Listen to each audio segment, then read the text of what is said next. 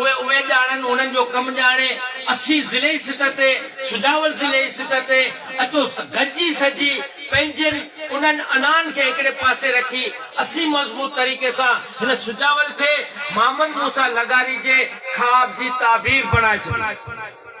ऐं उहा ख्वाब जी ताबीर तॾहिं थींदी जॾहिं असीं मुनज़म थी करे हिकिड़े स्टेज ते हिकिड़े प्लेटफॉर्म ते हिकिड़ी तंज़ीम ठाहे गॾु बीहंदासीं मज़बूती सां बीहंदासीं त ख़ुदा जो कसम मूंखे यकीन आहे त मोहम्मद मूसा लगारी जा रूह ख़ुशि थींदा।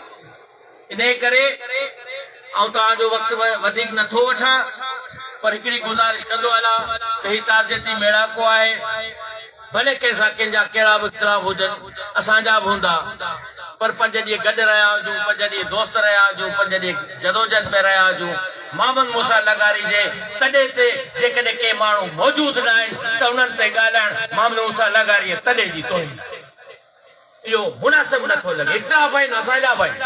पर मौजूदगी में ॻाल्हाईंदासीं छो त इहा क्वालिटी मोहम्मद मूसा में हुई जे दोस्त सां इख़्तिलाफ़ हूंदा हुआ त उनजी मौजूदगी में उन सां ॻाल्हाईंदो उनजी गैर मौजूदगी में न। इख़्तिलाफ़ असांजा बि आहिनि ॻाल्हाईंदासीं उन्हनि दोस्तनि सां इख़्तिलाफ़ आहिनि गॾु बि रहिया आहियूं जॾहिं बि मौजूदु हूंदा जे प्लेटफॉर्म ते गॾु बि साम्हूं हूंदा तॾहिं दिलि खोले ॻाल्हाईंदासीं। गैर मौजूदगी में ॻाल्हाइण जो वण असांजो न आहे न ई मोहम्मद मूसा लगारी जो हो। जिए उस्ताद जिए सिंध जिए पेचे ज़िलो सुजावल। महिरबानी।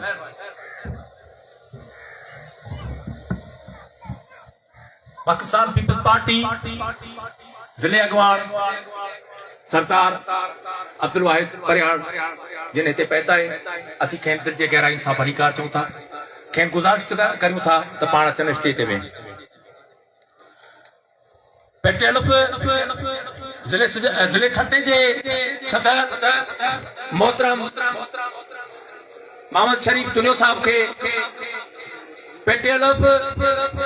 सिटी ठटे जे सदर आई बातुफेल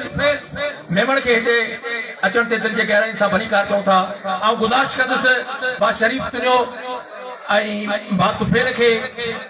आई साईं गुलाम मुस्तफा मेघल साहब जन के तो अचन स्टेज ते वेठे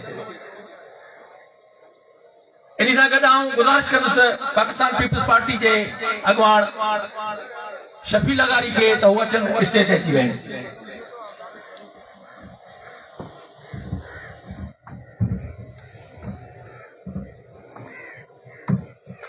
इन सां गॾु आऊं तकीला गुज़ारिश कंदुसि मुंहिंजो प्यारो भाउ बेहतरीन मुक़रर अदीब